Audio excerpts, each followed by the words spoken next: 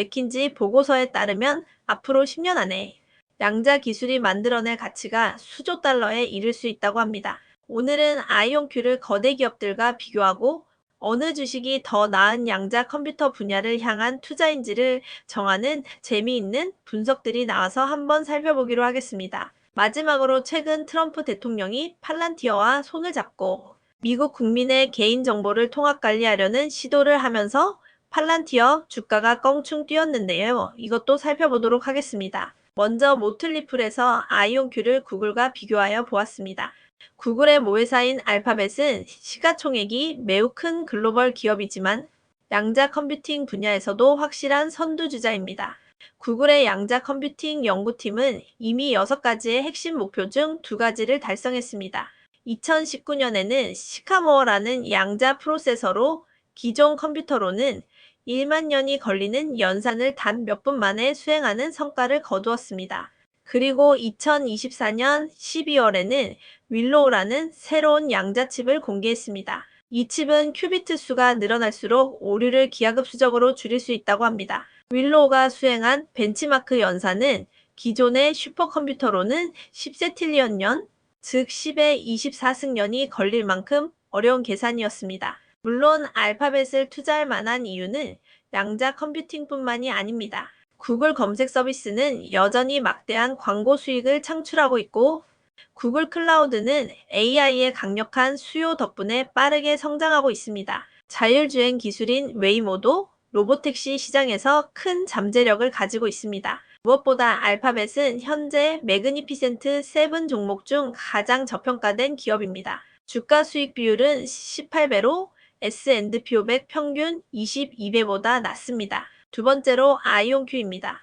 아이온큐의 강점은 세계 최대 클라우드 서비스 3사에서 모두 양자 하드웨어를 제공하고 있다는 점입니다. 또한 에어버스, 제너럴 일렉트릭, 로키드 마틴, 현대자동차, 엔비디아 등 강력한 파트너를 확보하고 있습니다. 또한 아이온큐의 기술적 강점은 다른 경쟁사보다 오류 수정에 필요한 오버헤드가 낮아 더 안정적인 양자 연산을 할 수 있다는 점입니다. 또한 아이온큐의 매출은 매년 2배씩 성장해 왔습니다. 2025년 예상 매출은 7,500만 달러에서 9,500만 달러로 전년 대비 거의 2배 성장입니다. 물론 양자 컴퓨팅 주식에는 투자 리스크도 따릅니다. 아이온큐는 특히 위험도가 높은 기업입니다. 아직은 수익을 내지 못하고 있기 때문에 양자 기술의 상용화가 지연되면 투자 성과가 저조할 수 있습니다. 반면 알파벳은 반독점 소송 등의 리스크가 있으며 구글 검색 사업이 생성형 AI의 영향으로 위협받을 수 있다는 우려도 있습니다. 이러한 리스크에도 불구하고 분석가는 알파벳과 아이온큐 모두 향후 10년 이상의 긴 호흡으로 보았을 때 매력적인 투자 기회라고 생각하고 두 기업 모두 관심 종목에 담아보시면 좋을 것 같다고 결론을 짓습니다. 저의 의견을 정리해보자면 두 기업 모두 양자 컴퓨팅의 성장 가능성에 대한 기대감이 높고 기술적 우위를 일부 확보하고 있는 것은 사실입니다. 하지만 투자 관점에서 접근할 때는 성격이 완전히 다른데요. 알파벳은 안정성과 성장성을 함께 보고 싶은 투자자에게, 아이온큐는 양자 기술 자체의 상업화 가능성에 베팅하고 싶은 모험적인 투자자에게 각각 적합하다고 판단됩니다. 어떤 포트폴리오를 구성하고 싶은지에 따라 선택이 달라질 것 같습니다. 이번에는 잭스지 ACKS에서 아이온큐를 거대 기업과 비교했는데요. 어디일까요? 바로 마이크로소프트입니다. 아이온큐를 마소랑 비교하다니 아이온큐의 가치가 점점 더 상승하는 것이 느껴지는데요. 어느 주식이 더 나은지를 살펴보았는데 결과는 더 놀랍습니다. 바로 살펴볼게요. 먼저 아이온큐는 2025년 1분기에 미국 테네시주의 전력회사인 EPB와 2,200만 달러 규모의 첫 상업 계약을 체결하며 실제로 양자 컴퓨터와 양자 네트워크를 현장에 적용하는 데 성공했습니다. 이는 아이온큐가 기술적 우위를 확보하고 있다는 강력한 신호로 평가받고 있습니다. 현재 아이온큐는 약 900개의 특허를 보유하고 있으며 일본과 한국을 포함한 아시아 시장으로 사업을 확장하고 있습니다. 또한 아이디 퀀티크와 큐비텍 등 양자 네트워킹 기업에 대한 지분 투자와 인수도 활발히 진행하고 있습니다. 이로써 양자 암호화와 위성통신 등 다양한 분야로 시장 기회를 확대하고 있습니다. 아이온큐의 시스템은 AWS 브라켓과 마이크로소프트의 아줄 퀀텀 같은 주요 클라우드를 통해 제공되며 포토닉 인터커넥트 기술을 개발해 양자 프로세서의 확장성도 꾀하고 있습니다. 미국 국방부 DARPA가 아이온큐를 양자 벤치마킹 프로젝트의 파트너로 선정한 점도 기술적 신뢰를 높이는 요인입니다. 2025년 아이온큐는 매출을 7,500만에서 9,500만 달러로 전망하며 중간값 기준으로 전년 대비 약 97% 성장할 것으로 기대하고 있습니다. 이처럼 가파른 성장은 아이온큐가 빠르게 시장을 확대하고 있다는 것을 보여줍니다. 하지만 아이온큐는 여전히 적자가 지속되고 있습니다. 2025년 1분기 순손실은 3,230만 달러로 전년보다 일부 개선됐지만 인건비 등 운영 비용이 38%나 증가하면서 조정 이비타 손실폭은 오히려 커졌습니다. 이는 단기적으로 수익성 회복이 쉽지 않다는 것을 뜻합니다. 양자 컴퓨팅 시장은 구글, IBM, 마이크로소프트 같은 대기업과 바이두, 아마존, 리게티 같은 신생 기업들이 경쟁하고 있어 아이온큐의 과제도 만만치 않습니다. 아이온큐와 같은 트랩드 이온 분야의 퀀티넘은 허니웰과 함께 고성능 양자 프로세서를 개발 중이며 리게티는 초전도 양자 시스템을 디웨이브는 양자 어니링을 주력으로 하고 있습니다. 구글의 퀀텀 AI 부문도 초전도 큐비트 기술을 선도하고 있어 경쟁은 더욱 치열해지고 있습니다. 다음으로 마이크로소프트를 보겠습니다. 마이크로소프트는 전 세계적으로 잘 알려진 기술 기업으로 소프트웨어와 클라우드 컴퓨팅 분야에서 압도적인 존재감을 보유하고 있습니다. 아이온큐와 달리 마이크로소프트는 탄탄한 수익성과 다양한 사업 포트폴리오를 바탕으로 양자 컴퓨팅을 장기 전략으로 삼고 있습니다. 마이크로소프트는 자사 클라우드 플랫폼인 애저를 중심으로 양자 컴퓨팅 서비스를 제공하고 있습니다.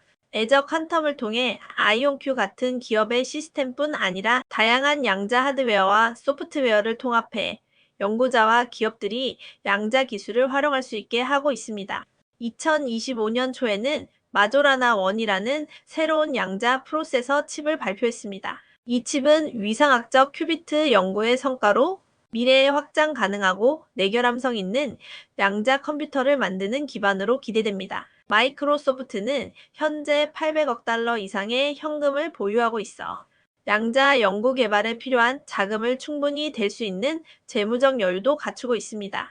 애텀 컴퓨팅과의 협력, DARPA와의 연구, 지원 등도 마이크로소프트의 양자 전략을 뒷받침하고 있습니다. 애저 퀀텀 엘러먼츠 같은 산업별 양자 서비스도 준비 중으로 클라우드와 AI 성장과 함께 미래 양자 시장의 큰 축을 담당할 전망입니다. 그러나 마이크로소프트의 양자 사업은 아직 전체 매출에서 극히 작은 부분만을 차지하고 있어 단기적으로 기업 실적에 미치는 영향은 미미합니다. 또한 IBM이 100큐비트 이상의 초전도 양자 프로세서를 이미 상용화한 반면 마이크로소프트의 마조라나 원칩은 아직 프로토타입 수준이어서 기술적으로는 경쟁사보다 한 발 뒤처져 있는 면도 있습니다. 주가 흐름을 보면 아이온큐는 최근 한 달 동안 57.8% 상승하며 투자자들의 관심을 받았고 연초 대비로는 3.4% 상승했습니다. 마이크로소프트는 올해 들어 8.8% 상승하며 대형 기술주답게 안정적인 흐름을 이어가고 있습니다. 아이온큐의 주가는 최근 52주 최저점 대비 594.5%나 올랐지만 여전히 52주 최고점보다 21.1% 낮습니다. 이처럼 아이온큐는 높은 기대감과 함께 주가 변동성도 매우 큰 편입니다. 아이온큐의 선행 12개월 PSR은 91.76으로 업계 평균인 6.21을 훨씬 웃도는 고평가 상태입니다. 이는 아이온큐의 높은 성장 기대가 이미 상당 부분 주가에 반영되었다는 의미입니다. 마이크로소프트의 PSR은 10.99로 아이온큐보다는 낮지만 업계 평균보다는 높은 수준입니다. 애널리스트들의 2025년 예상치를 보면 아이온큐는 주당 손실이 이전보다 줄어들 것으로 예상되며 매출은 97% 성장할 것으로 전망됩니다. 마이크로소프트는 2025년 매출과 주당 순이익이 각각 13.7%와 13% 성장할 것으로 보입니다. 정리하면 아이온큐는 기술력과 사업 확장을 통해 양자 컴퓨팅 분야의 선두주자로서 높은 성장 잠재력을 보여주고 있지만 여전히 수익성은 불확실하고 경쟁도 치열합니다. 반면 마이크로소프트는 탄탄한 수익 구조와 클라우드 및 AI 중심의 안정적인 성장을 바탕으로 양자 컴퓨팅을 미래 성장 동력으로 준비하고 있습니다. 현재 잭스 랭킹에서는 아이온큐는 매수, 마이크로소프트는 홀드 랭킹이라고 합니다. 제 생각에는 아이온큐와 마이크로소프트를 비교하는 것 자체가 그런 것이 양자 컴퓨팅 기술 상용화에 대한 베팅을 원하는 투자자에게는 아이온큐가 안정성과 꾸준한 수익을 중시하는 투자자라면 마이크로소프트가 더 적합한 선택이기 때문에 비교하기는 어렵지 않나 하는 생각이 듭니다. 하지만 현재까지로서의 아이온큐의 행보를 본다면 상용화가 반드시 될 것으로 여겨지기 때문에 저도 아이온큐에 대한 투자가 좀 더 재미있지 않을까 합니다. 마지막으로 최근 트럼프 대통령이 팔란티어와 손을 잡고 미국 국민의 개인정보를 통합 관리하려는 시도에 대해 이야기해 보려고 합니다. 트럼프 대통령은 올해 3월 연방정부 기관 간 데이터를 공유하도록 하는 행정명령을 내렸습니다. 이를 통해 미국 국민의 개인정보를 한데 모아 정치적 목적에 활용할 수 있는 권력을 줄 수 있다는 우려가 커지고 있습니다. 트럼프 대통령은 공식적으로 이 계획을 다시 언급하지 않았지만 실제로는 팔란티어를 통해 기술적 기반을 마련하고 있다는 소식이 전해지고 있습니다.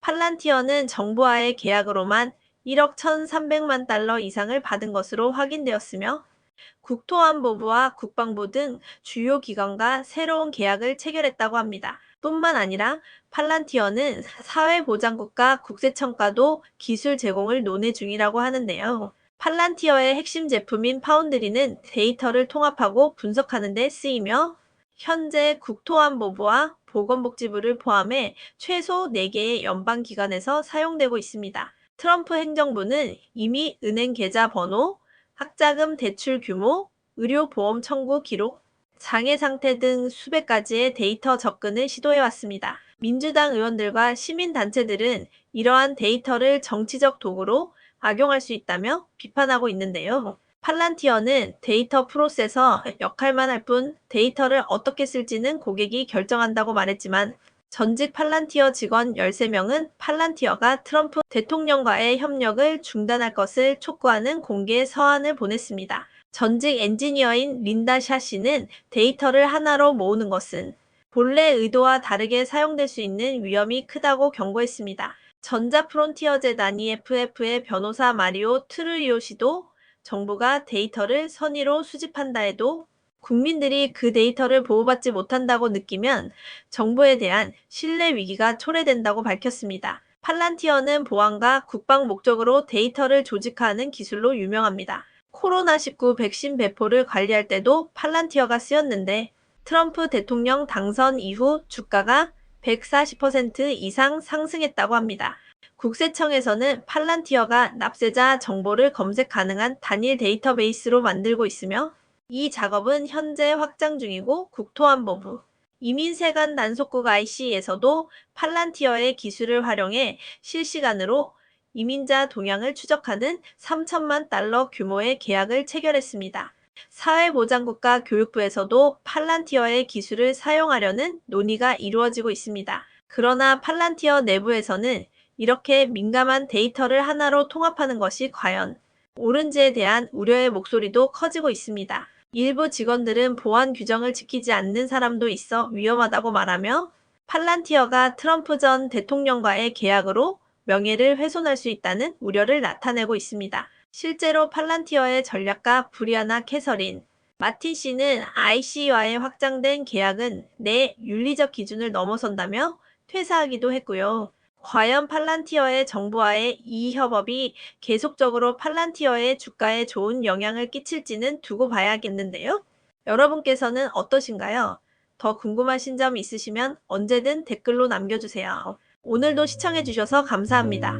도움이 되셨다면 구독과 좋아요 부탁드립니다. 다음 영상에서 뵙겠습니다.